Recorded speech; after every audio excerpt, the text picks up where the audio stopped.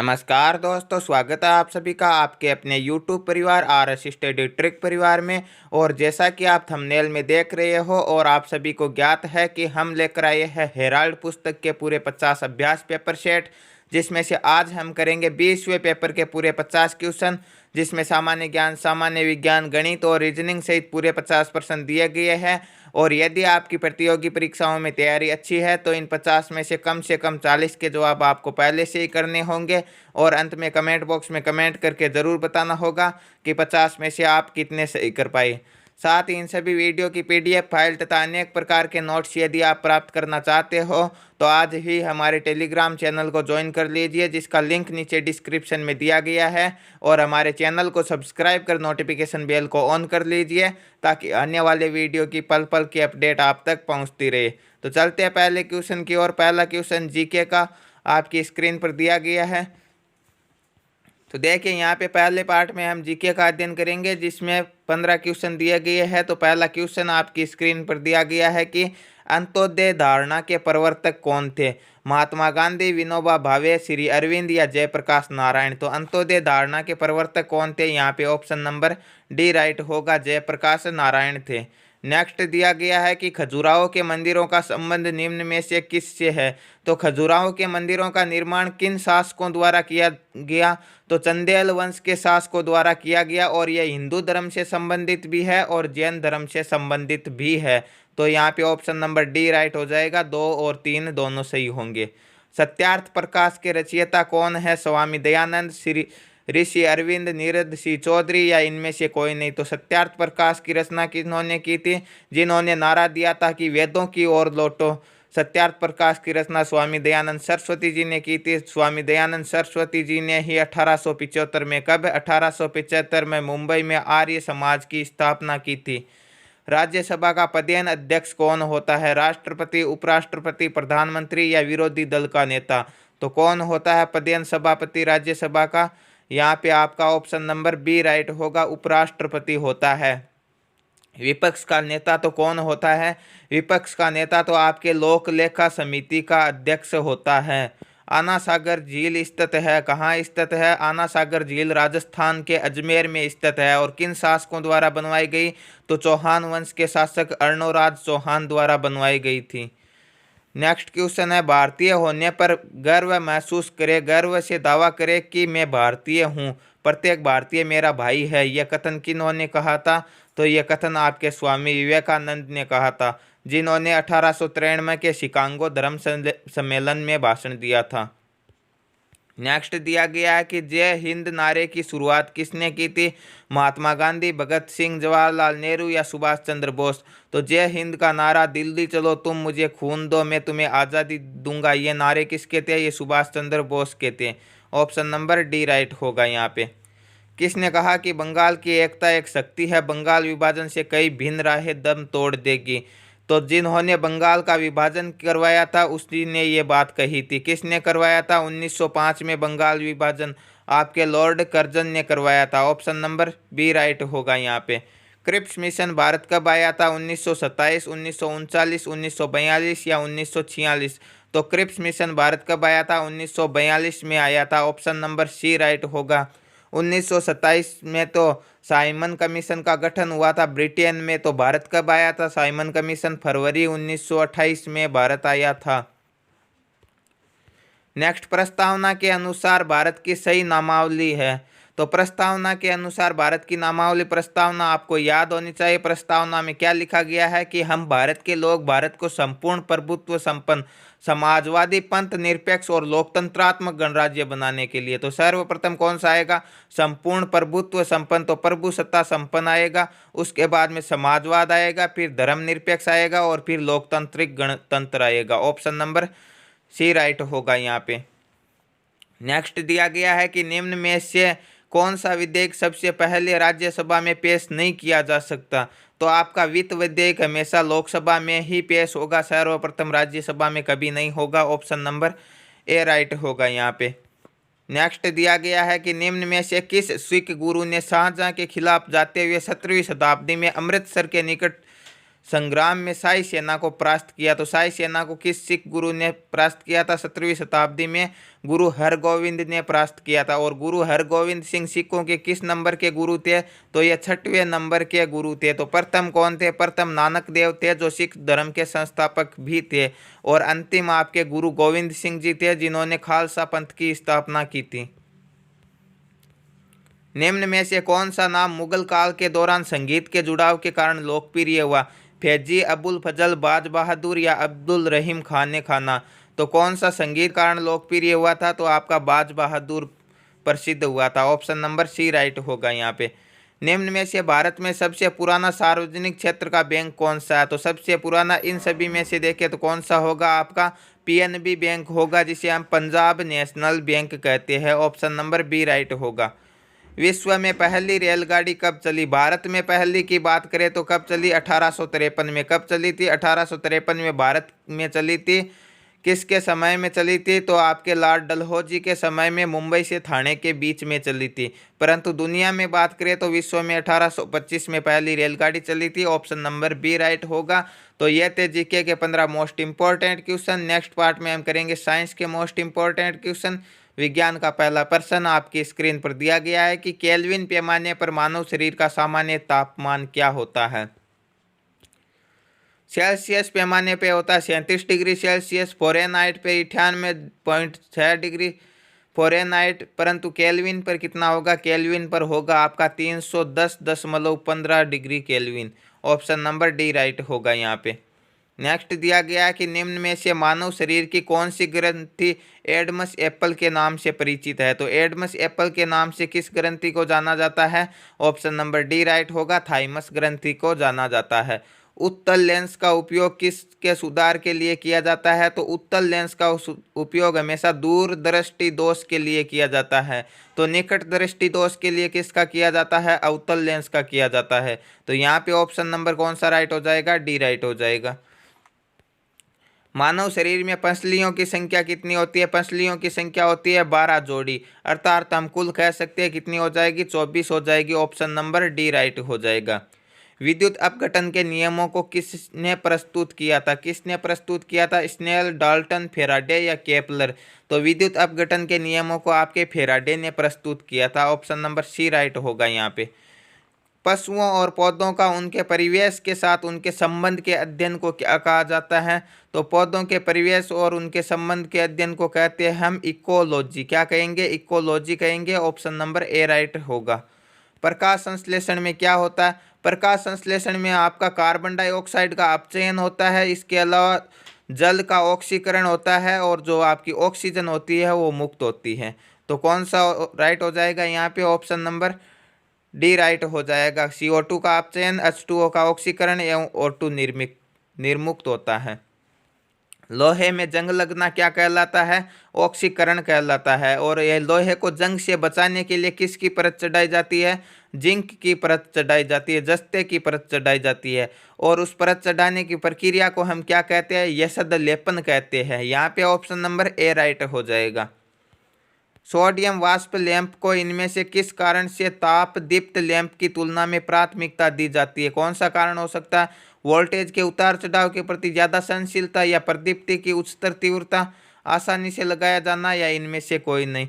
तो जो आपके प्रकाश की उच्च तीव्रता के कारण यह प्राथमिकता दी जाती है। ऑप्शन नंबर बी राइट हो जाएगा। प्रदीप्ति की उच्चतर तीव्रता। किस विधि से ऊष्मा स्थानांतरण को न्यूनतम करने के लिए थर्मस फ्लास्क की दीवारों पर कलई की जाती है? किस विधि से की जाती है? चालन, संवहन, विकिरण, या इनमें से कोई नहीं? तो विकिरण विधि से फ्लास्क की दीवारों पर कलई की जाती है। ऑप्शन नंबर सी राइट होगा यहाँ पे। निम्न में से कौन सा कथन सही है? ये इन कथनों को पढ़ना है और आपको सही उत्तर बताना है। डायनेमो विद्युत ऊर्जा को ऊष्मा ऊर्जा में बदलता है। नहीं, ये गलत होगा, क्योंकि डायनेमो क्या करता है? यांत्रिक ऊर्जा को विद्युत ऊर्जा में बदलता है। इलेक्ट्रिक मोटर यांत्रिक ऊर्जा को विद्युत ऊर्जा में, यह भी गलत होगा। यह काम डायनेमो करता है। तो पहला तो नहीं हो सकता। दूसरा देखिए, डायनेमो यांत्रिक ऊर्जा को विद्युत ऊर्जा में बदलता है, बिल्कुल सही है। एवं इलेक्ट्रिक मोटर यांत्रिक ऊर्जा को विद्युत ऊर्जा में, ये दोनों एक जैसे कैसे हुए? इलेक्ट्रिक मोटर आपकी विद्युत ऊर्जा को यांत्रिक इसके उल्टा करती है, ठीक है। आगे वाला देखते हैं। डायनेमो और इलेक्ट्रिक मोटर दोनों विद्युत ऊर्जा को यांत्रिक ऊर्जा में बदलते हैं। ये नहीं, डायनेमो यांत्रिक ऊर्जा को बदलता है। डायनेमो और इलेक्ट्रिक मोटर दोनों यांत्रिक ऊर्जा को विद्युत ऊर्जा में बदलता है। यह भी नहीं हो सकता, क्योंकि दोनों नहीं, विद्युत मोटर विद्युत ऊर्जा को बदलती है। ठीक है, तो यहाँ पे आपके गाइड के अनुसार ऑप्शन बी राइट होगा, परंतु यहाँ पे मिस प्रिंटिंग के कारण हो सकता है आपकी गाइड में मिस प्रिंटिंग दी हुई हो। इलेक्ट्रिक मोटर है जो विद्युत ऊर्जा को यांत्रिक ऊर्जा में बदलेगी। ऐसे तो ऑप्शन बी और ऑप्शन डी में अंतर क्या होगा? तो यहाँ पे कौन सा होगा? ऑप्शन नंबर बी राइट होगा। और यहाँ पे इलेक्ट्रिक मोटर है जो कि विद्युत ऊर्जा को यांत्रिक ऊर्जा में बदलेगी, डायनेमो के विपरीत कार्य करती है। नेक्स्ट दिया गया है कि टेलीविजन के कार्यक्रम के प्रसारण के विषय में निम्न में से कौन सा कथन सही है? तो टेलीविजन के कार्यक्रम में क्या क्या किया जाता है? प्रकाश के वेग से तस्वीर का प्रसारण किया जाता है, बिल्कुल ब्राइटनेस से चित्र दिखाए जाते हैं आपको। ध्वनि के वेग से ध्वनि का प्रसारण नहीं किया जाता, ध्वनि के वेग से नहीं किया जाता। जो ध्वनि का प्रसारण है वह भी किससे किया जाता है? ध्वनि का प्रसारण भी आपके प्रकाश के वेग से किया जाता है। तो प्रकाश के वेग से ध्वनि का प्रसारण, ये भी विभिन्न वेगों के साथ तस्वीर के विभिन्न रंगों का प्रसारण नहीं, अलग अलग से नहीं, केवल प्रकाश के वेग से होता है। ठीक है, तो यहाँ पे एक पहला राइट होगा और तीसरा राइट होगा।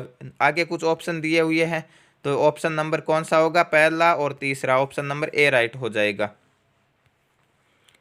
न्यूटन की द्वितीय गति से हमें किस माप का पता चलता है? ठीक है, तो न्यूटन की दूसरे नियम को हम क्या कहते हैं? संवेग संरक्षण का नियम भी कहते हैं। तो संवेग का पता चलेगा, ऑप्शन नंबर सी राइट होगा। ऊर्जा की एसआई इकाई क्या होती है? ऊर्जा का एसआई मात्रक जूल होता है। फ़ारेनहाइट पैमाने में पानी का हिमांक कितना होता है? डिग्री सेल्सियस में कितना होता है? 0 डिग्री सेल्सियस होता है। और फ़ारेनहाइट में 32 डिग्री फ़ारेनहाइट होता है। ऑप्शन नंबर सी राइट होगा। एक गर्म वस्तु को शीतल करने के लिए उस पर हवा दी जाती है, इससे किसके द्वारा ऊष्मा ह्रास की दर में वृद्धि आएगी? तो किसके द्वारा आएगी ऊष्मा ह्रास की दर में वृद्धि? संवहन के द्वारा आएगी। ऑप्शन नंबर सी राइट होगा। नेक्स्ट दिया गया कि नेत्र लेंसों की फोकस दूरी जो हमें भिन्न दूरियों की वस्तु को देखने में सक्षम बनाती है, यह किसके द्वारा नियंत्रित एवं परिवर्तित की जाती है? तो यह आपके पक्षमापी पेशियों द्वारा नियंत्रित की जा सकती है और परिवर्तित भी की जा सकती है। ऑप्शन नंबर बी राइट होगा। गति के किस नियम को जड़त्व का नियम कहते हैं? तो जड़त्व का नियम आपके लॉ ऑफ इनर्शिया, न्यूटन की गति के प्रथम नियम को कहा जाता है। ऑप्शन नंबर ए राइट होगा। रेफ्रिजरेटर में शीतलन किस प्रकार होता है? तो शीतलन किस प्रकार होता है? संपीड़ित गैस के सहसा प्रसार द्वारा शीतलन होता है। ऑप्शन नंबर बी राइट होगा। नेक्स्ट दिया गया है कि कोई बंद कमरे में नहीं सो सकता जहां चारकोल जल रहा हो। तो चारकोल जल रहा है, वहां क्यों नहीं सो सकता? क्योंकि चारकोल जलने से कौन सी गैस उत्पन्न होगी? आपकी CO गैस, जिसे हम कहते हैं कार्बन मोनोऑक्साइड, जो एक विषैली गैस है और ऑक्सीजन की मात्रा को कम कर देती है, जिससे घुटन होने लगती है। तो यहाँ पे कौन सा राइट होगा? चारकोल कमरे के ताप को बढ़ाता नहीं होगा। ठीक है, यह ऑक्सीजन उत्पन्न भी नहीं कर सकता। चारकोल कार्बन मोनोऑक्साइड उत्पन्न करता है जो हवा में ऑक्सीजन की मात्रा को घटाता है। बिल्कुल ऑप्शन नंबर सी राइट होगा। तो यह थे साइंस के अति महत्वपूर्ण प्रश्न। नेक्स्ट पार्ट में हम करेंगे गणित के प्रश्न। गणित का पहला प्रश्न आपकी स्क्रीन पर दिया गया है। ये तीसरा पार्ट है और ये गणित का पहला प्रश्न है। क्या दिया गया है कि 3 वर्ष पहले ए और बी की औसत उम्र 18 वर्ष थी। ठीक है, 3 वर्ष पहले 18 वर्ष थी, तो अब कितनी हो गई? दोनों में 3-3 वर्ष ऐड हुए हैं, तो औसत में भी वही होगा। मैंने आपको बार बार बताया है कि यदि प्रत्येक संख्या में समान परिवर्तन होता है तो औसत में भी वही परिवर्तन होगा। तो औसत भी कितना हो जाएगा? 18 और 3 21 वर्ष हो जाएगा। अब औसत कितना हो गया? 21 वर्ष। 3 वर्ष बाद सी के जुड़ने पर, ठीक है, तो इन दोनों का योग कितना हो जाएगा? 21 × 2 अर्थात कितना हो जाएगा? 42 वर्ष हो जाएगा। अब सी और जुड़ गया तो औसत कितना हो गया? 22 हो गया। और कुल व्यक्ति कितने हो गए? 2 तो पहले से थे और 1 सी हो गया। कितने हो गए? 3 हो गए। तो कितने हो गए कुल आपके? 22 3 66 हो जाएंगे। ठीक है, अब तो सी की उम्र कितनी होगी? इन दोनों का योग 42 है और तीनों का 66 है, तो 3 में से 2 घटाएंगे तो सी का योग आ जाएगा। ठीक है, तो 66 में से 42 घटाएंगे तो कितने बच रहे? 24। तो सी की उम्र कितनी हो जाएगी? 24 वर्ष हो जाएगी। ऑप्शन नंबर ए राइट हो जाएगा। नेक्स्ट क्या दिया गया कि 2 क्रमिक संख्याओं का गुणनफल 1980 है, तो छोटी संख्याओं का मान। तो 2 क्रमागत संख्याओं का यदि दिया गया होता है गुणनफल, ठीक है, गुणनफल यदि दिया गया होता है तो ऐसी स्थिति में हम क्या करेंगे, ऐसी स्थिति में हम यदि अक्स मानेंगे तो हमारे पास वही सूत्र आएगा कि अक्स स्क्वायर प्लस अक्स माइनस 1980। ठीक है, अर्थात हम कह सकते हैं कि ये आ जाएगा कि 1980 के ऐसे टुकड़े करना जिसे जोड़े या घटाए तो एक आना चाहिए, क्योंकि कर्मागत है तो घटाएंगे तो एक आना चाहिए। ठीक है, और गुणनफल करेंगे तो कितना आना चाहिए, 1980। तो इस प्रकार की संख्या का हम पता किस प्रकार लगा सकते हैं, इतनी बड़ी संख्या के टुकड़े कैसे कर सकते हैं। तो हमें क्या करना है, इसके नज़दीक किसी पूर्ण वर्ग संख्या का पता लगाना। ठीक है, और वह किस प्रकार लगाएंगे, पहली दो संख्या छोड़ दो और यह संख्या किस संख्या के पूर्ण वर्ग के बराबर समकालीन है। ठीक है, 19 किसके समकालीन है, जैसे 3 का कितना होता है, 9 होता है, 4 का वर्ग 16 होता है, 5 का 25 हो जाएगा। ठीक है, तो 25 तो ज़्यादा होता है, तो किसके समकालीन होगी, 16 किसका, 4 का। तो यह संख्या आएगी 40 और 50 के बीच में आएगी, ये हम कह सकते हैं। ठीक है, तो यह किसके नज़दीक आएगी, इसके लिए हमारा आसानी से नियम की 45 का वर्ग करेंगे। 45 का वर्ग कितना होता है आपका, 2025। ठीक है, 2025 कितना अधिक है, इससे 45 अधिक है। ठीक है, 2025 में से हम घटाएंगे 1980 को तो 45 ही अधिक होगा। तो 45 को 45 से गुना तो नहीं कर सकते, परंतु 45 कम करके किससे कर सकते हैं, 44 से गुणा कर सकते हैं। तो हम कह सकते हैं कि एक संख्या 45 हो गई और दूसरी कितनी हो गई, 44 हो गई। वैसे भी आपके ऑप्शनों में ये दो ही ऑप्शन दिए गए हैं। ठीक है, 40 और 50 के बीच में एक 44 और दूसरी 45, तो छोटी कौन सी हो जाएगी, 44 हो जाएगी, बड़ी आपकी 45 हो जाएगी। ऑप्शन नंबर सी राइट हो जाएगा। 15 वर्ष बाद एक व्यक्ति की उम्र 15 वर्ष पहले की उम्र का 4 गुना है, तो उसकी वर्तमान उम्र क्या होगी। ठीक है, तो मान लो कि पहले उसकी उम्र कितनी थी, x वर्ष थी, अब कितनी होगी, अब x प्लस 15 होगी। ठीक है, और कितने गुना हो गई, इसकी 4 गुना हो गई, तो 4x बराबर x प्लस 15। इस x का पक्षांतरण करेंगे तो कितना हो जाएगा, 3x, 4 में से 1 घटाएंगे बराबर 15, तो x बराबर कितना हो जाएगा, 15 में 3 का भाग 5 बार। तो 15 वर्ष पहले उस व्यक्ति की उम्र थी 5 वर्ष, तो अब भी कितनी हो गई, 5 और 15 कितनी हो जाएगी, 20, और 4 गुना है 500 के 20, तो वर्तमान उम्र 20 वर्ष हो जाएगी। ऑप्शन नंबर सी राइट हो जाएगा।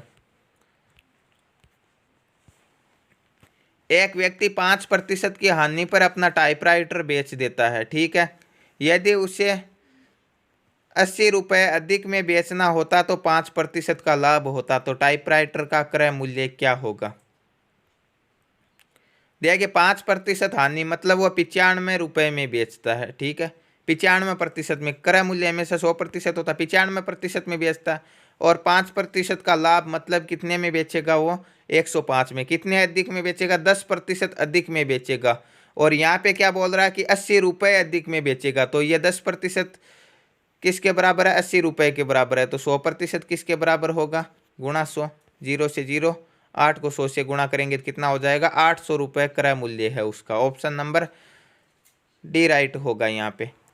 3:5 के प्रत्येक पद में कितना जोड़ा जाए कि उसका अनुपात 5:6 बन जाए। तो ऐसी संख्या ज्ञात करने के लिए हमें क्या करना है, पुराना अनुपात 3:5 है, नया अनुपात 5:6 है, दोनों का करवा दो वज्र गुणा, 6 3 18, 5 पंजे 25। अब हम क्या करेंगे, वो संख्या जो परिवर्तन की संख्या है निकालने के लिए हम क्या करेंगे कि वज्र गुणन का अंतर कितना दिया गया है, 25 और 18 का अंतर हो जाएगा आपका 7, बट्टे नए अनुपात का अंतर, नया अनुपात कितना, 5:6, कितना अंतर है 1 का, तो 7 बट्टे 1 का मतलब कितना होगा, 7 का अंतर होगा। ठीक है, अर्थात हम कह सकते हैं कि प्रत्येक पद में 7 जोड़ेंगे तो 5:6 बन जाएगा।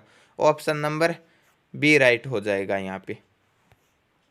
एक व्यापारी के पास 100 किलोग्राम चीनी है, जिसमें से कुछ हिस्सा वह 8% के लाभ पर बेचता है और शेष पर 18% का लाभ कमाता है।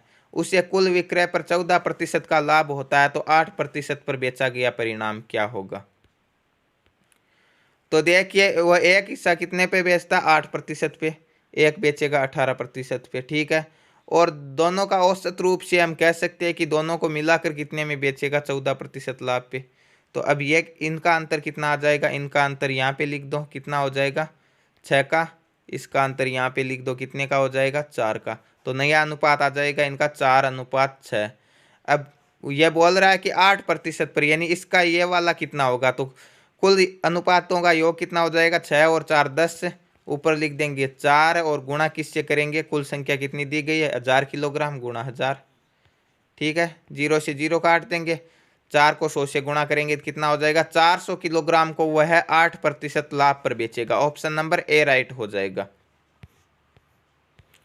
यदि किसी कार्य को पूरा करने में 12 कामगार 4 घंटे का समय लेते हैं तो 15 कामगार कितने घंटे का समय लेगा। 12 कामगार 4 घंटे का लेते हैं तो एक कामगार कितने का लेगा, 12 चौके 48 घंटे का, बट्टे 15 का भाग देना, 48 में 15 का भाग देंगे तो कितना आएगा, 15 3 45, 3 बार भाग जाएगा, कितना शेषफल बचेगा, 3/15। अब हमें इसे क्या करना, मिनट में बदलना।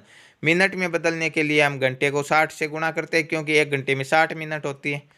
15 से 60 4 बार और 4 3 12, तो 3 घंटे और 12 मिनट का समय लगेगा उसे। कौन सा हो जाएगा, ऑप्शन नंबर सी राइट हो जाएगा। 30 मीटर प्रति सेकंड के वेग से चल रही एक ट्रेन 600 मीटर लंबे एक प्लेटफॉर्म को 30 सेकंड में पार करती है, तो ट्रेन की लंबाई क्या होगी। तो आपको बताया है कि कुल दूरी, यदि प्लेटफॉर्म, ब्रिज, कोई सुरंग, कोई नदी की लंबाई दी गई होती है, तो ऐसी स्थिति में कुल दूरी कितनी होगी, ट्रेन की लंबाई प्लस पुल की लंबाई या प्लेटफॉर्म की लंबाई। तो प्लेटफॉर्म की लंबाई तो दी गई है परंतु ट्रेन की लंबाई नहीं दी गई। यहाँ पे देखिए चाल दी गई है और समय दिया गया। हमें कुल दूरी ज्ञात करने के लिए हम क्या करते हैं, चाल को समय से गुणा कर लेते हैं। तो 30 × 30 बराबर कितना आएगा, 900। किस में आएगा, मीटर में, क्योंकि यहाँ भी चाल भी मीटर प्रति सेकंड में है, यह भी सेकंड में है, यह भी मीटर में है, सभी काम इसी में हो रहे हैं, तो हम बदलेंगे नहीं। अब यह कुल दूरी आ गई 900। ठीक है, कुल दूरी कितनी आ गई, 900 आ गई, और प्लेटफॉर्म की लंबाई है 600, तो जो बाकी बचेगी वो ट्रेन की लंबाई होगी। कितनी होगी, 900 में से 600 घटाएंगे, 300 मीटर की ट्रेन होगी। Option number. कुछ धनराशि साधारण ब्याज पर निवेश की जाती है, यदि यह 10 वर्षों में 3 गुना हो जाती है तो ब्याज की दर क्या होगी। तो ऐसी स्थिति में आपको सूत्र बताया गया कि n-1 बट्टे, यदि दर दी गई होती है तो हम r लिख देते हैं, और समय दिया गया होता है तो t लिख देते हैं। तो यहाँ पे समय दिया गया 10 वर्ष, तो t लिख देंगे, गुणा 100। n क्या है, n जितना गुणा दिया गया है, 2 गुणा 5 गुणा 10 गुणा 3 गुणी दी गई है, तो 3-1 कितना हो जाएगा, 2 बटे क्या हो जाएगा, t समय कितना दिया गया 10 वर्ष, गुणा किससे कर देंगे, 100 से।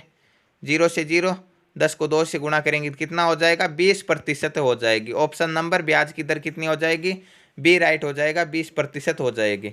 एक आयत की लंबाई 8 सेंटीमीटर है, विकर्ण की माप 10 सेंटीमीटर है, आयत की परिसीमा परिमाप ज्ञात करना। तो यह आपका होता है आयत। ठीक है, यह लंबाई दी गई है, कितनी दी गई है आपकी, 8। ठीक है, और यह दी गई है आपकी, क्या दिया गया है, आपका विकर्ण दिया गया है, कितना दिया गया, 10। यह दूरी ज्ञात करनी।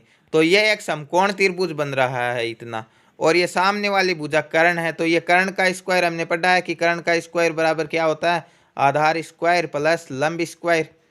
तो यहाँ पे क्या दिया गया, एक आधार मान लो या लंब मान लो, इसे आधार का दिया गया, कर्ण दिया गया है, तो ये आधार का इधर पक्षांतरण करेंगे तो कर्ण स्क्वायर माइनस आधार स्क्वायर बराबर लंब स्क्वायर। ये से हो सकता है, यह स्क्वायर हटाने के लिए इसका वर्गमूल कर देंगे।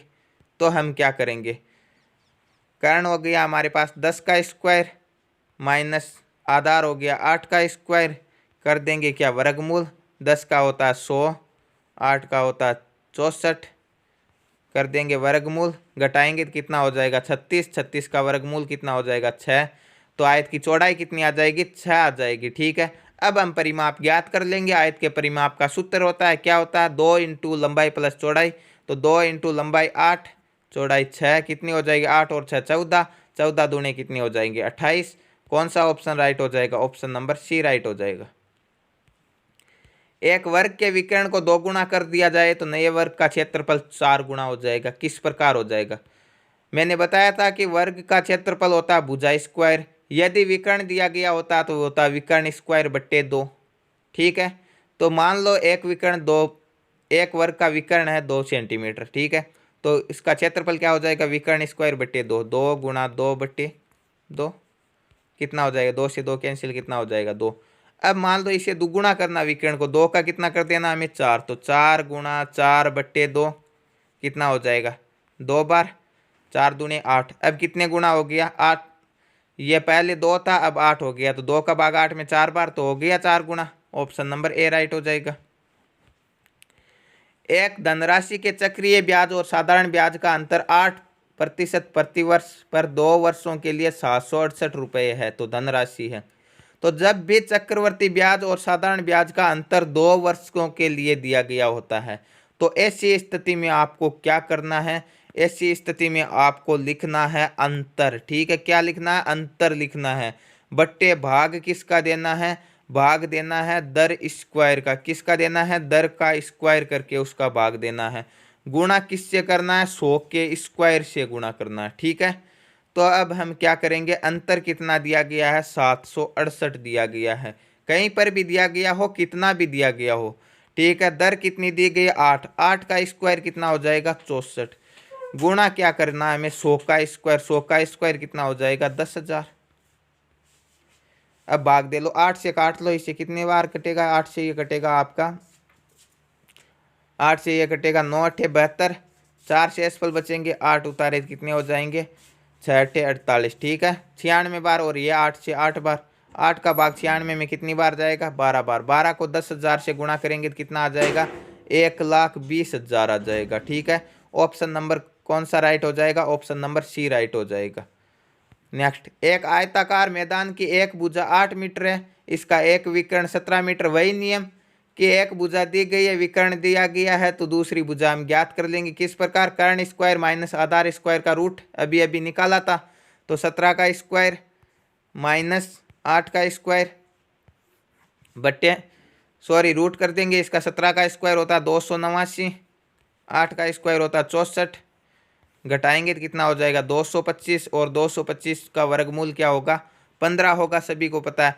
तो एक भुजा 8 मीटर है, दूसरी भुजा 15 मीटर है, तो क्षेत्रफल क्या होता है आयत का, लंबाई इंटू चौड़ाई, 15 इंटू 8 कितना हो जाएगा 120 वर्ग metre. Option number A right हो जाएगा। नेक्स्ट, एक टीवी तथा एक डीवीडी दोनों का मूल्य 35,000 है। अगर टीवी डीवीडी से 1/2 गुना महंगा है, तो ये डीवीडी हो जाएगा, पहले हम डीवीडी का लिख लेंगे, फिर टीवी का लिख लेंगे। ठीक है, इसका 1 है तो इसका कितना हो जाएगा, इसका 1/2 गुना। ठीक है, यानी हम मिश्र भिन्न को साधारण भिन्न में बदलेंगे, 2 एकम 2, और 1 कितना हो जाएगा 3/2 हो जाएगा, यह हो जाएगा अनुपात। अब इसे इससे गुणा करवा दो। ठीक है, सीधा यहाँ पे 1 लिखते थे, वज्र गुणा भी करवा सकते। ठीक है, तो इसका अनुपात कितना हो जाएगा 2:3 का अनुपात हो जाएगा। ठीक है, डीवीडी और टीवी का पूछा किसका, डीवीडी का मूल्य, डीवीडी का कितना हो जाएगा 2, कुल मूल्य कुल अनुपात कितना हो जाएगा 3 और 2 5 गुणा 35,000, 35 लिखता हूँ एक बार, 1000 फिर लगा देंगे, 5 से 35 7 बार, और 7 दूने कितना हो जाएगा 14,000। तो डीवीडी का मूल्य हो जाएगा 14,000, टीवी का कितना होता, टीवी का हो जाता 21,000, दोनों का योग 35,000 हो जाता। ऑप्शन नंबर बी राइट हो जाता। नेक्स्ट क्वेश्चन, 48 रुपए में एक वस्तु को बेचने पर व्यक्ति को 20% की हानि होती है, मतलब कितने में बेचेगा 20% की हानि होती है, तो 80% में बेचेगा। तो ये 48 कितने हो गए 80% होगी। 20% का लाभ प्राप्त करना, मतलब 100 में 20 जोड़ना 120। ठीक है, 0 से 0, 8 चक्के 48, 12 चक्के 72, कितना होता, यदि 72 रुपये में बेचता तो 20% का लाभ हो जाता। ऑप्शन नंबर कौन सा राइट हो जाता, ऑप्शन नंबर आपका डी राइट हो जाएगा। ठीक है, तो ये थे आज के 20वें पेपर के पूरे 50 क्वेश्चन, और नेक्स्ट पार्ट में हम करेंगे 21वां पेपर, और इस प्रकार ये सीरीज पूरे 50 पेपर सेट तक चलती रहेगी। तो रोजाना समय पर वीडियो पाना चाहते हो तो चैनल को सब्सक्राइब कर लीजिए, नोटिफिकेशन बेल को ऑन कर लीजिए, ताकि आने वाले वीडियो को की पल पल की अपडेट आप तक पहुंचती रहे। और हाँ, टेलीग्राम चैनल को ज़रूर ज्वाइन कर लीजिए, क्योंकि वहां पर आपको मिलते रहेंगे रोज़ाना अनेक प्रकार के नोट्स और इन सभी वीडियो की PDF फाइल। तो मिलते हैं नेक्स्ट वीडियो में, तब तक के लिए थैंक यू, धन्यवाद।